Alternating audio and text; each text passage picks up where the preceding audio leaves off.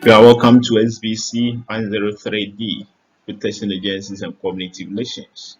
Still under Unit 5, that talks about community-based policing approach. And in this session, we're going to talk about challenges of community-based policing approach.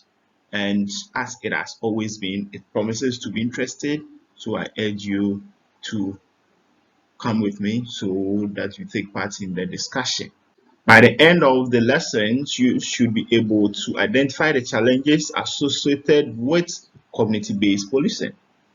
Explain those challenges raised in your own words. So, what are some of the challenges that are seen in community-based policing?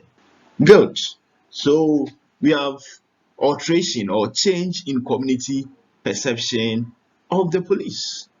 And this perception held by the community with regards to the police and their conduct is a product of years of stereotyping and actual experience with the police. And remember, we discussed when police are conducting swoop, where they go to mostly the slum areas. Therefore, it will be difficult to completely erase such perceptions. This is likely to produce some oppositions with regards to the way members of the community relate freely with the police service. So, as I cited that example, you realize that those people within the slum area, they would not feel comfortable. They might be thinking that the police are discriminating against them. That is why in most of the zoo, it is conducted there. The second thing that we talk about is the police acceptance to their new role. Who can explain that?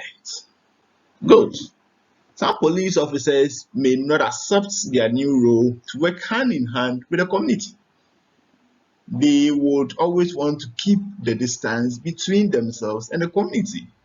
Some feel that they are essentially different from the community because of their special training as law enforcers. They feel that they are higher than the community members. And the third thing that we talk about is there is a need for significant organizational change in policing. Of course, change is something that is very difficult to occur, especially when certain organizational culture has existed for so long.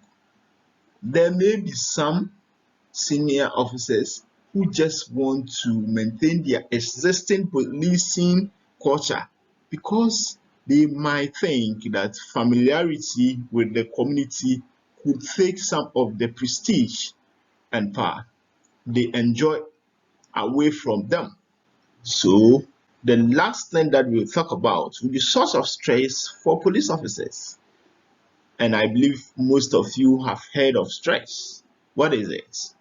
Good. As you rightly said, it has nothing to do with fatigue. It is about the malfunction or the imbalances of your mental states as against your actual performance.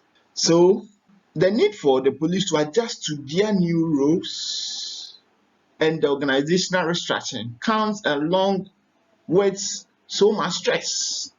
And as it has been indicated, some officers would rather not have any engagement with the police because they feel it is a source of stress to them. And the question is that true? Good. It's not always the case. It might be true, it might not also be true. So it is not always the case. Good. All too soon, we've come to the end of the final session of the fifth unit of this model as we're thinking through the challenges of community-based policing. And I urge you to take some time and attempt the questions below, as it will help you understand the concept very well. I urge you to come with me as we discuss the last unit of this model that seeks to talk about the role of police in assisting domestic violence victims. And it promises to be interesting as it has always been. Now, until we meet for that discussion, bye for now. Thank you.